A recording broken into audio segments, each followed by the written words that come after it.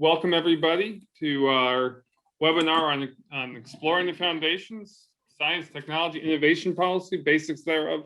My name is Tim Perfetta. I am the director of the Nicholas Institute, and I'm going to be brief, but hopefully fair to our illustrious speaker, Bill Bonvillian, who is a good friend and longtime colleague.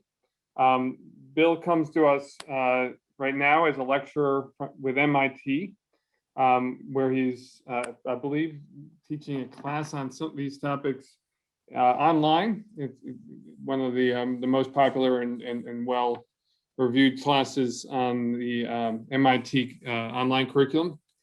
He is formerly the head of the MIT office, and so was for one of our nation's, if not preeminent, if not the preeminent engineering and innovation school, their voice in Washington, D.C., and their interface with the policy world. In his roles at MIT, Bill has written numerous books on innovation, workforce, industrial policy, how to move this nation's economy forward with innovation. I recommend them all to you. And then before he came to MIT, Bill worked for years on Capitol Hill in the U.S. Senate as a legislative director for Senator Joseph Lieberman, which is where I got to know him, known as my boss when I worked for the Lieberman office. And it was truly a pleasure to work with him. Worked on many issues there, including embedding things like the Advanced Research Projects Agency for Energy into the innovation toolkit of the United States. But it's really a thrill to have Bill here to speak with us. And with that, I'm going to turn this microphone to Bill and thank him profusely for joining us today. Bill? Thanks, Tim. Great to see all of you today. This is going to be something of a whirlwind tour. Just a set of kind of key stories that you might want to understand around the drivers and policy arenas around science and technology policy, innovation policy. So it's, there's a lot of material here. I got a bunch of slides. I'm going to move through them pretty quickly. If folks have questions, please post them in chat, and Lydia or Tim will fire them off to me. We'll save time at the end for some Q&A. But if there's questions you want me to focus on, during this discussion, that's fine too. Go ahead and send those over to chat, and we can break for some of those as well. So what am I going to cover today? Again, it's a lot of material in here. We're trying to cover mainly aimed at the new Environmental Fellows Group, but what are the kind of basics of science and tech policy in the U.S., of innovation policy in the U.S.? What are the pieces that you need to understand as kind of background? And we'll look first at the kind of economic drivers behind innovation. Then we'll start, on the day one experience of science and technology policy, where it all came from, the creation moment. Vannevar Bush writing The Endless Frontier, where he kind of lays out the dominant US policy approach called the pipeline model. And then we'll look at some of the failings of the pipeline model. And then we'll kind of there's been kind of 5 different periods of US innovation policy. There was a very connected period in World War II, then a post-war disconnect driven by Vannevar Bush's approach.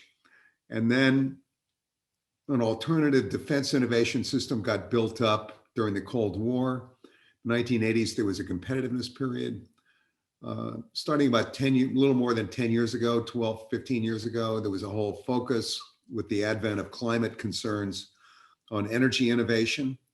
And we'll talk about what that looks like and why that's such a big challenge. And then we'll talk about kind of one of the more recent pieces around advanced manufacturing. And, we're also driving closely towards industrial policies on a series of emerging technologies like AI and quantum and so forth. So we'll talk for a moment about that. So those are the kind of topics we're going to get through, I hope. And let me let me start this off by looking at the kind of background economic drivers behind technology policy. So there's six photographs, but there's three people. Robert Solow, a Nobel Prize winning economist who also, by the way, got the President's Medal of Technology from President Clinton, the only economist who's ever gotten the Medal of Technology for reasons we'll talk about in a minute. Paul Romer, another Nobel winning economist, and Richard Nelson. So three great towering growth economists. We'll do one slide on this, right? Behind science and tech policy, behind innovation policy, you got to know the economic basics, right? And Solow and Romer develop what we call economic growth theory or innovation-based growth theory. Solow had a concept that the key factor behind American economic growth and economic growth anywhere is what he called technological and related innovation. So it's the technology, but it's the bundle of stuff around that technology that leads to innovation. It's not what economics used to think. It's not capital supply. It's not labor supply. Those are important factors. But the monster in the room is technological and related innovation. That is driving around 2/3 of historical economic growth in the United States, and for that matter, elsewhere. Paul Romer, another great growth economist, came in behind Solow and said, hey, this technology stuff is important, but you've got to have the talent base in order to do that technological advance. So he spoke about human capital engaged in research as a factor behind that technological innovation. So that gives us two, what we could call direct innovation factors, R&D and talent. Again, I'm summarizing by those phrases, much more sophisticated economic theories. But in essence, if pushed, we could say that Solow would say you got to do R&D, and Romer would say you got to have the talent in that R&D system. But then there's a third factor here. And Richard Nelson, who's the third growth economist on the right, who taught at Columbia, brought us to that. And he essentially argued that it's all very well and good to do R&D and talent, but you've got to think about the innovation system itself and the actors that are in that system. So he envisioned innovation as occurring in an ecosystem, right? And you can understand the strengths or weaknesses of that innovation ecosystem by looking at the strengths of the actors and the connectedness of the actors. How well tied are university research and industry tech development or product development and government support mechanisms and so forth. So that gives us three direct innovation factors. I would argue you've got to get those three right. You really can't do without those if you want to innovate. And there's some other ideas here too. The longstanding focus of technology policy in the US has been what's called the valley of death, between research on one hand and development moving towards product on the other, right? And this concept will recur in today's talk, but I wanted to introduce it early. And look, in addition to the direct innovation factors, there's indirect innovation factors, right? So we came up with three direct innovation factors, but it's a rich ecosystem and there's a whole lot of other stuff out there, right?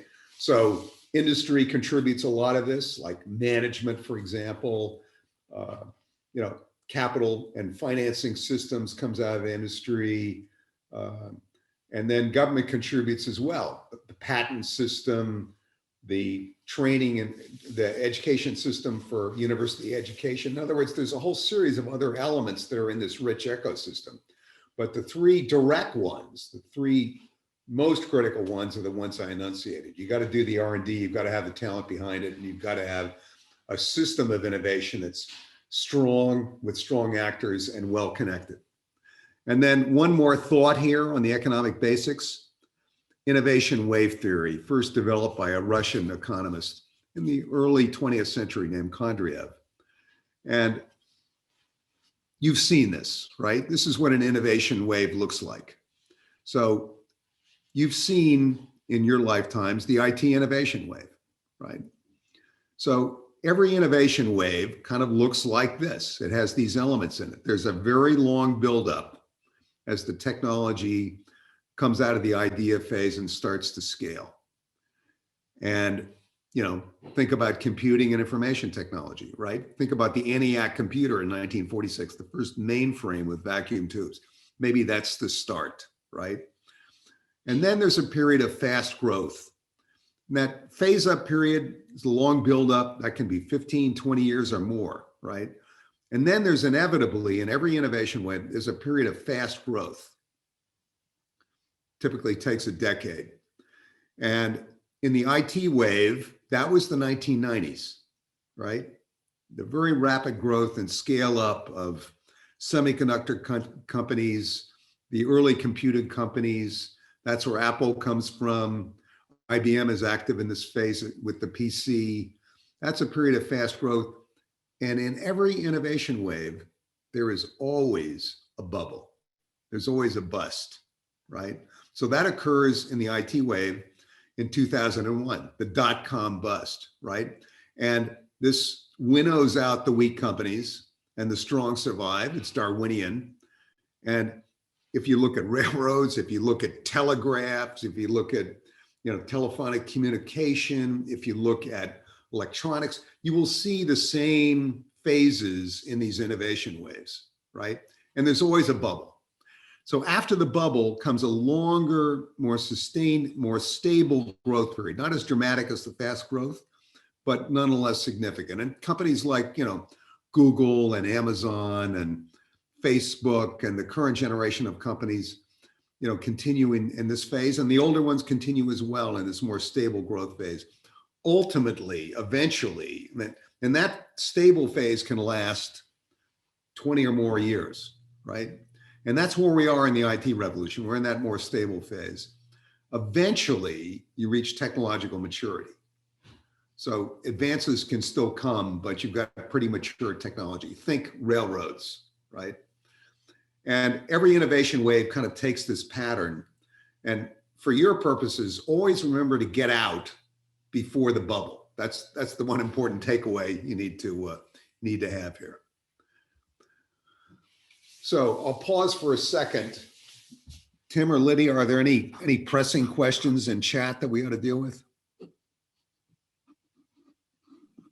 No, not Not that I yet. should- All right, good. All right, so now we're going to the kind of creation moment here. Where did the US science and tech development system come from? And again, I'm focused primarily on the federal government because it's been such a central player in the last century and this century so far. It's such a central actor. So we'll talk a lot about the kind of governmental role, but again, it's a pretty significant role. It's a very, very critical role for reasons that we'll talk about. So Vannevar Bush was Dean of Engineering at MIT, Vice President at MIT. He went from there to become President Franklin Roosevelt's science advisor in World War II. And he led the whole effort to scale up science in the course of the war. And it was a remarkable performance. Things like radar, atomic weapons, absolutely incredible breakthrough science. He's a remarkable technologist himself. In the photograph where he's kind of leaning over this kind of table with a lot of brass rods and knobs on it, that's actually an early digital computer that he developed, right? He knew all about vacuum tubes because he was a founder of Raytheon, but he didn't trust vacuum tubes. So instead he creates what he calls his digital analyzer. It can do differential equations. He creates it as kind of this monster room-sized collection of rods and knobs that have to be set to solve each equation problem, but it's definitely a computer. A lot of the intellectual framing of computing comes out of Vannevar Bush's own work. He becomes quite famous in the course of the war because of all the dramatic scientific advances. So there he is on the cover of Time magazine. At the end of the war, as the war is winding down, he's built this amazing research enterprise in the United States. And before World War II, there wasn't much, right? It really gets created in the course of the 4.5 years of the war. And that's where the federally funded research university comes from. That's what gets put together in the course of the war. You know, my school, MIT, receives 80 times more federal funding in 4.5 years of the war, World War II, than it did in all of its 80 years of previous existence, right? So there's a massive scale up. That's where the federally funded research university is coming from. It's coming from World War II federal funding. And Vannevar Bush sees this creation, realizes how powerful it is, and he wants to hang on to some of this incredible federal research investment and the results that it's starting to produce. So he writes, he gets a letter from Franklin Roosevelt, right? But of course, the question is, did Bush draft the letter for Roosevelt to send to him? Probably. And it asks essentially the question, what do we do with this scientific thing that we've created in the course of the war? What do we do after the war is over? Because in November of 44, the war is starting to wind down and the outcome is becoming increasingly clear. So Bush writes something called Science, the Endless Frontier in 1945 for Roosevelt. And it's an interesting title because he's reaching back this endless frontier idea, he's reaching back to American history. And there was a noted historian of the first half of the 20th century, early part of the 20th century, named Vernon Parrington. And Parrington wrote about the important role of the frontier in American life. And of course, the frontier kept, moving across the country. And Parrington argues that it's a crucible for kind of creating American culture and American democracy. That the frontier is the dynamic force in American society. So the frontier had legally closed by 1900. But here's Vannevar Bush taking the idea of the frontier and saying, science is not going to have a closed frontier. Science is going to be an endless frontier for American well-being, for American advance. That's the new frontier in a way. So that's the title that he picks. And he essentially argues that, okay, taxpayers, let's continue federal investment in research and you're going to get some great stuff. So this Science, the Endless Frontier is the organizational document. It's the advocacy piece for continuing federal investment in research. And Vannevar Bush puts it together to kind of make the case. Franklin Roosevelt dies in April 45. The report is delivered afterwards to Harry Truman, but it remains the most important piece of science advocacy in US science history, frankly. In it, he argues, okay, taxpayers, you invest in research and you're going to get some great stuff. The first thing you're going to get, he argues, was a war against disease. So both Bush and Roosevelt saw the amazing medical gains in World War II from antibiotics. They dramatically reduced disease. In all previous wars, soldiers died from disease. Some of them are killed on the battlefield. It was a relatively small number in proportion. In World War II, you actually died on the battlefield because antibiotics were so key to reducing disease effects from war.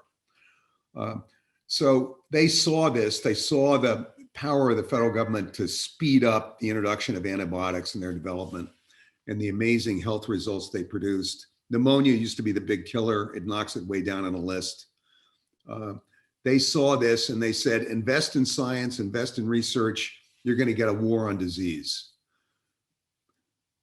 And they also argued, argument number two that Bush advanced was, invest in science, you're going to get national security. And that was not a hard sell. The entire American public had seen what science had done in the course of World War II in areas like radar and all kinds of new technologies. And they understood that national security hereafter was going to be deeply tied to scientific and technical advance. So that was not a hard sell. The third one was more complicated. Bush argued, invest in science research, you're going to get public welfare. What's that? So the big issue at the end of the war was federal government is shutting down all its defense spending. All of the service people, 16 million people serving all over the world, they were all going to come home. Were they going to have any jobs, or were there just going to be a repeat of the Great Depression? Huge anxiety about this. And Bush argues, keep that scientific investment going, and we're going to get to a whole level of economic well-being in the United States. We're going to get to the big concern was full employment. This will enable full employment. And actually, a lot of the technologies that evolved in the course of the war, think nuclear power, think the whole electronics sector. These were very, very powerful additions to the US economy that enabled a whole period of post-war growth. So invest in science, you're going to get economic well-being is his argument. And then his fourth argument was, in order to get all this stuff, we're going to have to invest in talent. So in a way, he's anticipating Paul Romer's ideas about the role of talent as a creator in all this scientific advance, technological advance. And he sees investment in talent as a crucial additional direction. So Bush has got a pipeline theory of innovation. That wasn't his term, it's ours. But he essentially is arguing the federal government invests in basic research. There's a pipeline of innovation. The federal government dumps basic research in at one end of the pipeline. Mysterious things will occur. Great technologies will emerge. We'll get a war on disease. We'll get economic well-being. We'll get national security as a result. So invest in R&D. He's disconnecting science from all of the applied follow-on stages, right? This is interesting because in the course of World War II, he did exactly the opposite. He created a highly connected model where the federal government was investing in the research, but it was also investing in all of the technology development and the follow-on stages and buying the products, right? So he created a highly connected model, which was brilliant. And then at the end of the war, he creates a disconnected model. He does call for a new agency to run US science, the National Science Foundation. He wants to have one agency that does it all, right? And it's going to support science talent education, but it's going to support these other directions of long-range research and take on these tasks, the three tasks that I mentioned in addition to talent. Interestingly, Vannevar Bush wants to take politics out of science. So he creates, his idea for the National Science Foundation is that the scientists will be self-appointing, that the scientists will name who's in charge. And this proposal arrives on Harry Truman's desk, who's president. And you'll see a little sign on his desk that says the buck stops here, right? In other words, the buck stops on Harry Truman's desk, not on Vannevar Bush's desk. So Harry Truman vetoes NSF in 1947. And the result is that we don't have a single science agency in the United States. We have highly decentralized science tied to particular mission agencies. Through this kind of weird accident of history, Vannevar Bush's let scientists run it all plan runs into Harry Truman's perfectly appropriate constitutional complaint that these NSF is going to be an executive branch agency. The executive branch has got to be in charge of it. So that veto ends the possibility of a single agency, a science ministry in the US, essentially running science. The result is we've got science all over the place in a highly decentralized model in the US. It is very hard in the US system to get cross-agency, cross-science collaborations in this country. Bill, Right. there's a single question came in. Please, perfect point. About this sort of time period. So the question was, what was the motivation to advocate this on Bush's part? Was there a concern that science wouldn't be protected post-World War II, and why? Yeah, the whole war machine is being dismantled after World War II, including all of the defense research support, right? It's all being eliminated. systematic cutbacks. We're scrapping the fleet. We're demobilizing the army. And will science get thrown on the scrap pile too? That's the concern.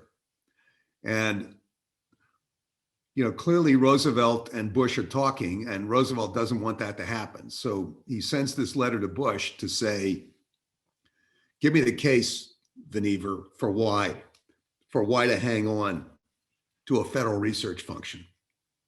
And that's the case that Vannevar Bush makes. Now we know, because he ran a highly connected system in World War II, we know that he understood the value of a highly connected R&D system. But interestingly, he didn't quite dare propose that here. Research is the cheapest phase of technology development. The applied work is almost always much more expensive. That demonstration stuff, the prototyping stuff, that gets costly. Research, basic research is cheaper. So he's thinking that there's going to be world peace in 1945, which everybody thought. He's picking a fairly cheap option, but that will still keep the federal hand into the R&D process. So he wants to hang on to his core creation, which is the federally funded research university. He wants to hang on to that. So that's what he directs his support for. It's hanging on to that basic research model. Anything else, Tim? Actually, yeah, another question came in through Q&A, which is, what is the reason for the terminology war and disease? Reminds the questioner on the word, the term war and drugs. What's the appeal? Basically what the branding of war, and whether there's be a more positive, less aggressive spin that could be used. Right. That's exactly what Bush and Franklin Roosevelt, and both of them saw this. I mean, the development of penicillin and antibiotics was absolutely profound, right? It was breathtaking. Antibiotics reduced the, death from disease in World War II to a fraction of what had been in World War I and all previous wars. It was very dramatic. And then, of course, it was spreading to solve much of pneumonia and other areas. So that was an absolutely breathtaking development, similar to what we're trying to do on viruses now, only if anything more dramatic. And both of them saw that if the federal government organized an R&D system and a support system, as it had done on antibiotics during the course of the war, and the scale up really was a result of government intervention, that you could have a profound effect on life, right? You could have a profound effect in really reducing disease and increasing human well-being. So they're arguing, hey, let's not have tanks and war of destruction. Let's have a war against disease, a fundamental human problem. And that's the political case they're making, that Vannevar Bush is announcing, let's get out of, World War II, let's have a war against disease instead. And it's a very political document, this Science, the Endless Frontier. It's very much an advocacy piece. This is not a theoretical white paper, right? This is an advocacy piece for investing in science. Okay, I'm going to move ahead. That's the Vannevar Bush story. What's the critique of what Vannevar Bush did? Now, of course, let me remind you that 2020, this past year, was the 75th anniversary of the Endless Frontier. So there was a lot of talk about this in the scientific community. What do we make of Bush's model? How relevant is it still? What do we need to change? Do we need to rethink it? So the rethinking process began, led by Princeton University professor Donald Stokes, who led what was then known as the Woodrow Wilson School at Princeton. This is the last thing he did. Very, very talented, able, respected figure. Tragically, he died of leukemia, and he's writing Pasteur's Quadrant, battling the disease. But it is a bitter attack on Bush's plan. So Stokes argues And again, this is all about the science system we have because Bush won, right? The federal government role was going to be a basic research investment role. And Stokes is coming back many years after Bush's design prevails. He didn't get one science organization. He lost that fight. But his fundamental model of federal government investment in basic research, that became the federal mantra, right? That has dominated federal science policy to this day. So Stokes comes along in the early 1990s and critiques it. And he argues that Vannevar Bush's basic belief was that scientific understanding and use of science are in conflict. So basic and applied research need to be separated. And in fact, Bush wrote, applied research drives out pure research.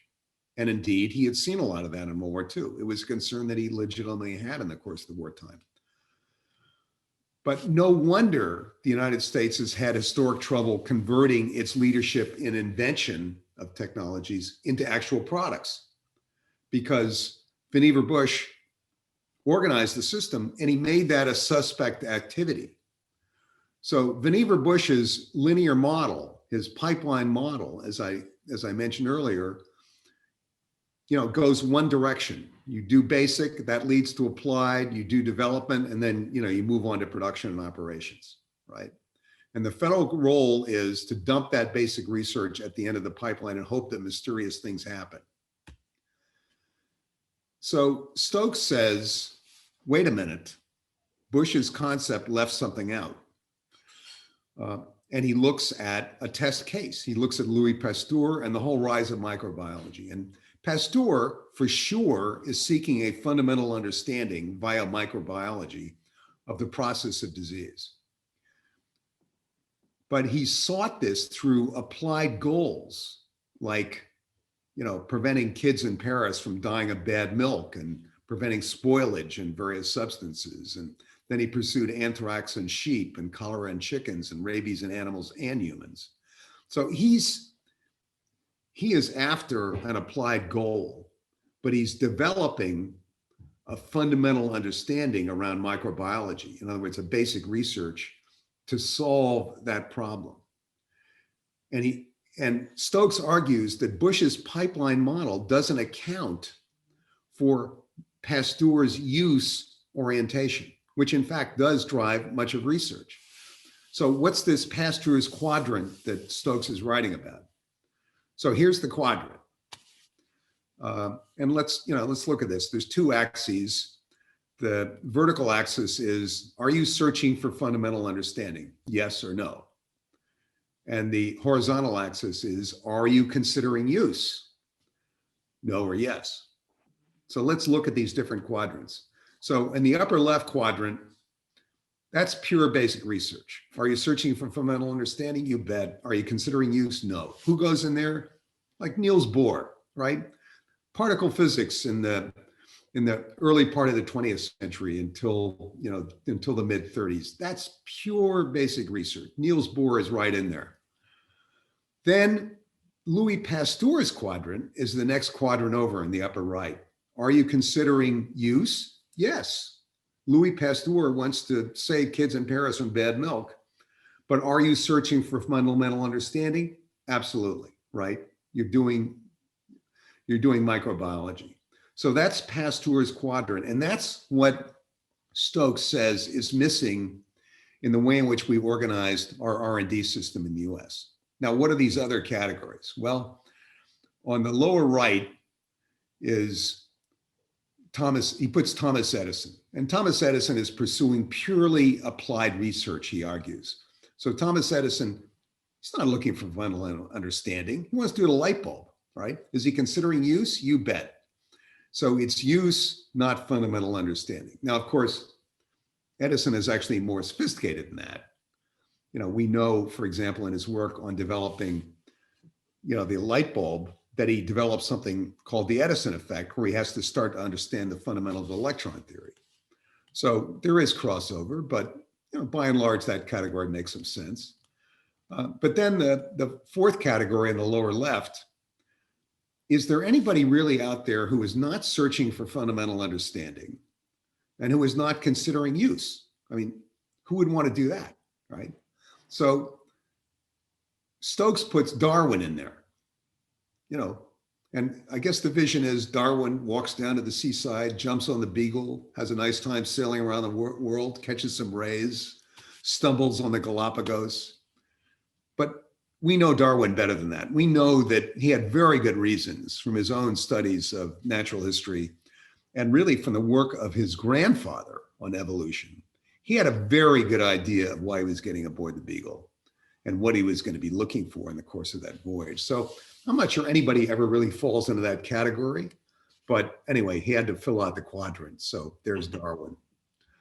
But Stokes argues that the deepest flaw in Vannevar Bush's paradigm is he misses use, but then he assumes this pipeline model, that it's a linear model and it flows one way from basic to applied, from science to technology. But of course, it's much more complicated than that. There's a reversed flow. Technology can be highly influential of science, right? We think of semiconductors as an application, but the development of semiconductor technology led to a whole field of physics around semiconductors. So it goes two ways. When IBM develops the scanning tunneling microscope, right, it's very much intended to be a technology by which you can move molecules around, right? It's not just a wonderful new tool for basic research. So there's a whole two-way street, and technology influences science as well as science is influencing technology. And when you set up, as Vannevar Bush did, an assumption that science only flows out of research and then to applied, and you have a one-way street, and a lot of technology development comes from a two-way street, you've got a real system organization problem on your hands, right? Which is part of why the US has this serious valley of death problem between R&D. All right, so any questions about this?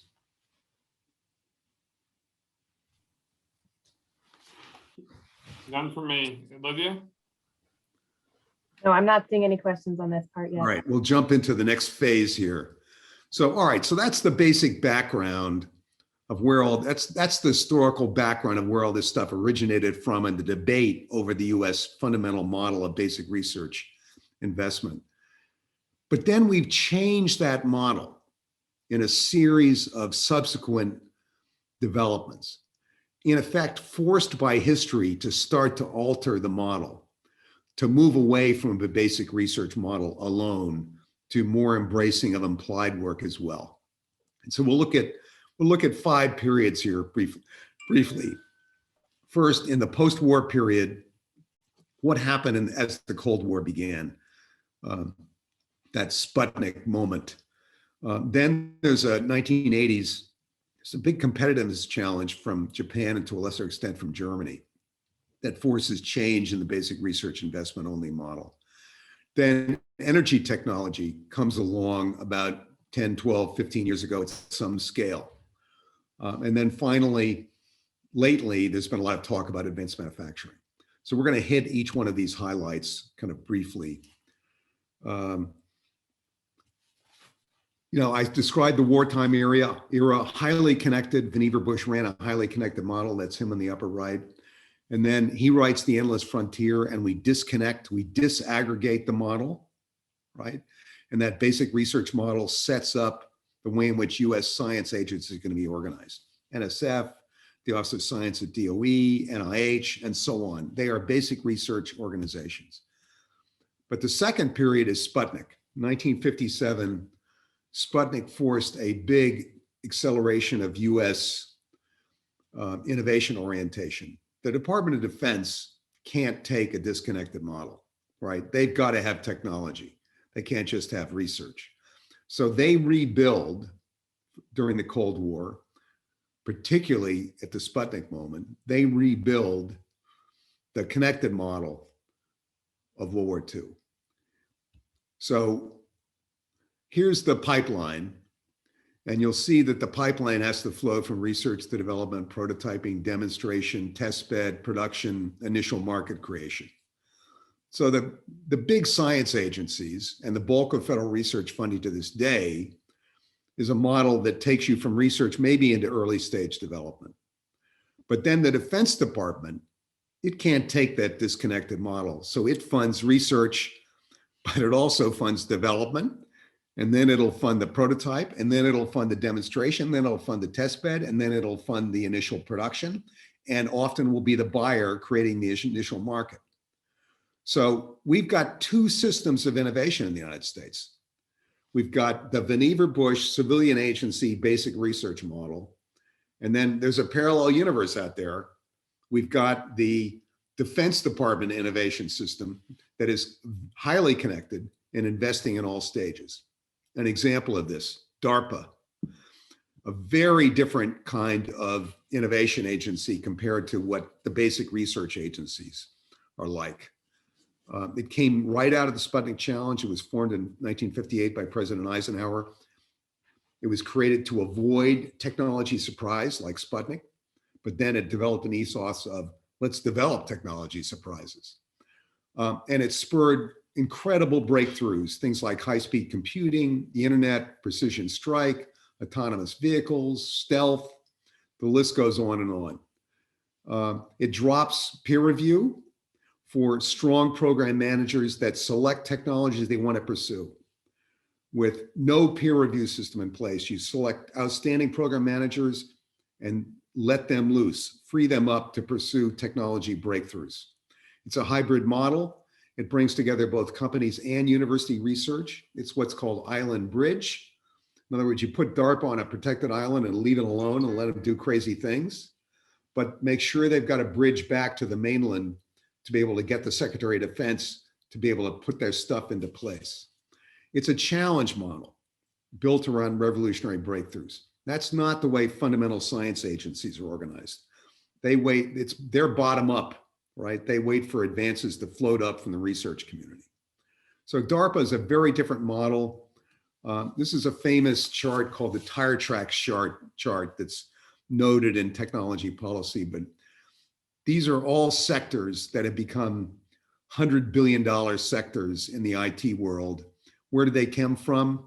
They came out of research, much of which was funded by DARPA. That's the second period, that new defense innovation system that's highly connected. A third period is the competitiveness challenge in the 1980s. And here the big issue is how is the US going to compete with Japan and Germany, particularly in manufacturing? And we created a whole new set of much more applied kind of approaches, the Bayh-Dole Act, where universities get to own the result of their federally funded research. We created the Manufacturing Extension Program to bring the latest manufacturing technologies and processes to small manufacturers. We created Semitech to hold on to US leadership in the semiconductor sector. We created the SBIR program that gives R&D grants to small and startup companies to bring their technologies out. These are kind of public entrepreneurship tools. The fourth period is around energy innovation, and I'm just going to spend a minute on this because we're starting to hit our time frame. Energy is different, right? Because energy is a complex, established legacy economic sector where innovation is a much more complicated proposition. So what am I talking about? Why is energy innovation so hard? I mean, the US is kind of like a covered wagon culture, right? We're good at kind of opening up new frontiers, doing completely new things. We don't like our technology neighborhood. Let's load our new technology advances into a covered wagon, go over the mountains, open up a new piece of territory, right?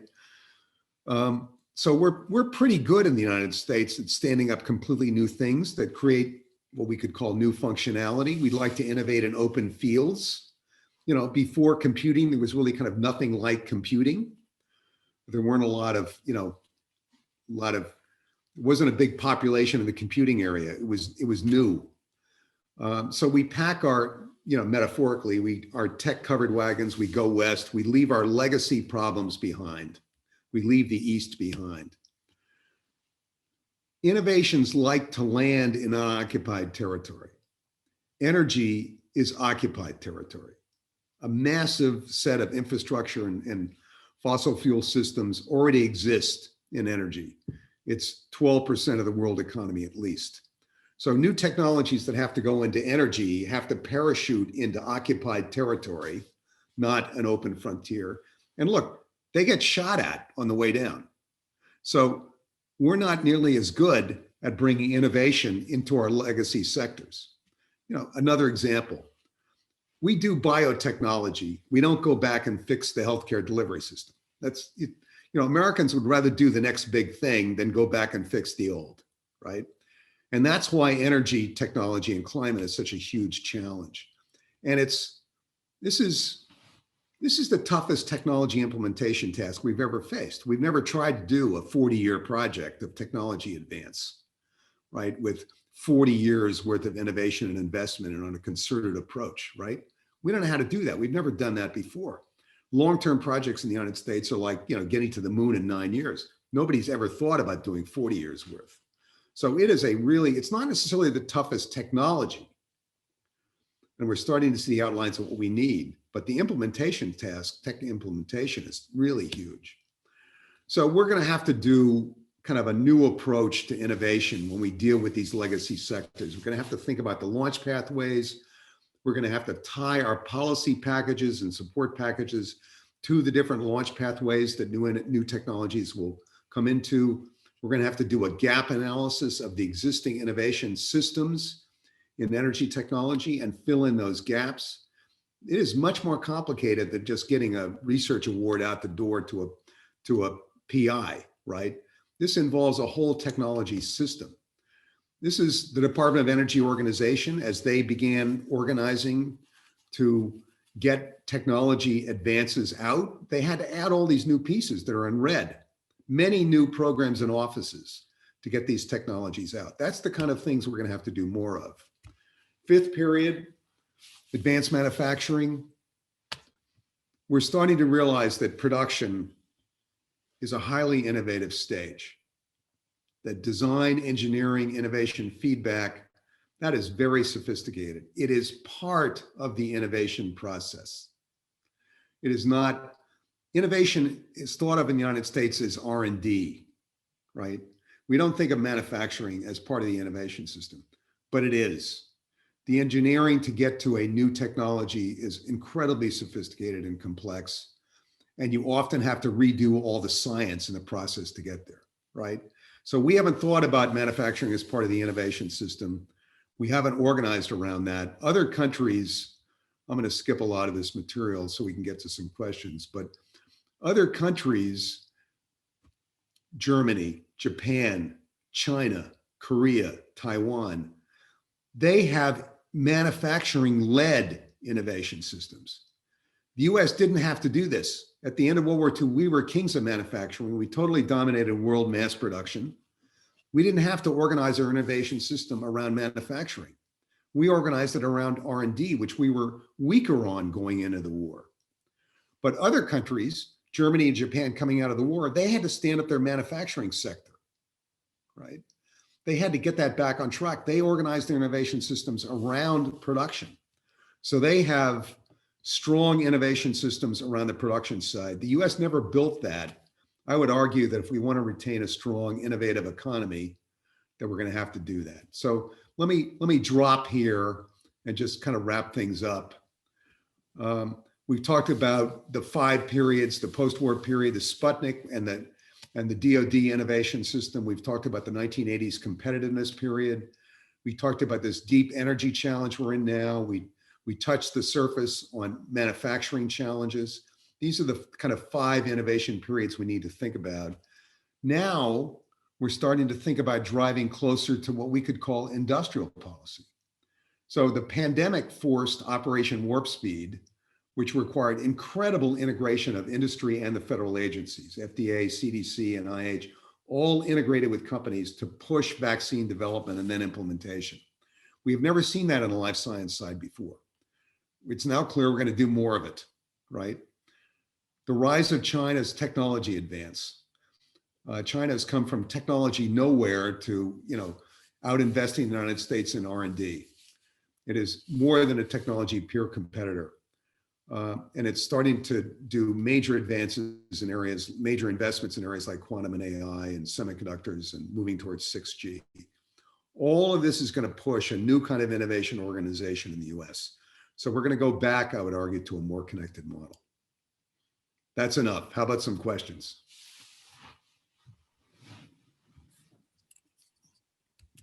All right, Bill, I got one in already from X Capital saying, which is, what determines the type of innovation the United States as a nation pursues? E.g., Japan and Germany seem to value different things such as manufacturing. Yeah, you're absolutely right. So we don't have, Vannevar Bush had the National Science Foundation vetoed, right? So we have highly decentralized science. It's often organized around different mission-based agencies. HHS has got its R&D agency, NIH, right? The Department of Energy, it's got its Office of Science, and it's got RPE and some other pieces, right? They're organized around different cabinet agencies and different cabinet missions. So we don't have a science strategy. We don't have a technology strategy in the United States. Most other countries do. We have never done that. So we have kind of ad hoc pieces that kind of pop up. And this industrial policy challenge, which we're now seeing on two fronts, the pandemic and the rise of China's technology advances, this may drive us to at least thinking not necessarily about industrial policy, but at least to some more strategizing on some of these key technology areas. And after all, as we talked at the beginning, there's absolutely no question that technological and related innovation has completely dominated American growth. And if we want to remain, a strong economy that translates economic gains to its population, we're going to need to continue to excel at this stuff. So I think we're going to have to do a lot of reconsidering here. Great. Hold on, I think I have another question in the Q&A. How does IP factor into all this? While IP rewards innovation and poses a potential cost barrier to mass adoption of developing countries, especially with global problems like climate technologies? Yeah, look, IP is key. It is part of the ecosystem. So it's not one of the three core factors that we talked about before. You got to do R&D, you got to have the talent behind it, and you got to have an innovation system that's organized and connected with strong actors in it, right? It's not one of those three, I would argue anyway, most critical factors, but it's a very important factor. And, therefore, you want to get your IP system to be strong. And then we have these cross-cutting, international problems, right? Like a pandemic, right? Like climate change. And do we have essentially a national IP system that's going to supersede kind of international needs and goals? And that's Duke University has got a very strong team on intellectual property that really considers these issues very, very thoughtfully. And so there's a lot of expertise at your school on exactly these kinds of challenges. I do think, frankly, that they're manageable. Obviously, the whole purpose of an intellectual property system is to reward the innovators. And you certainly want to keep, you really want to reward the innovators and encourage them to take high risks and be able to afford to take high risks. So they're going to have to be assured of high gains in order to repay those costs. In the biotech sector, for example, we have developed, a system, unlike on the hard sciences, we've got a system where we can get venture capital into biotech that will sustain a biotech company for a decade or more. On the hard tech side, venture capital is only willing to fund, 5 years, maybe 7 at the absolute most. So we've developed an amazing system of IP that supports things like mRNA, right? Which is 15 years in the development phase, that is saving us, in this pandemic. So you really want to have the rewards there that enable people to take the risks. But on the other hand, you've got this cross-national problem of ensuring that the intellectual property becomes available so that the developing world is able to get access to it. We got one more question in the chat, Bill, and then I think we, would probably want to sign off. And for the fellows, we're going to do a little bit more Q&A. But the question in the chat is the difficulty of energy innovations cultural or economic/political, and that there's already a competitive market that already exists in the energy sector? So is innovation cultural or is it politically driven? Is the difficulty in energy innovations, the challenge due to culture, or is it due to economic and politics? Innovation is rife with both, right? And both are absolutely profound issues. And there's no question that the kind of individualism of American culture and its focus on individual drive and individual success, has a lot to do with the fact that historically we're pretty good at the next big thing, right? We're pretty innovative when you stack up most countries, and there's definitely a cultural tie there.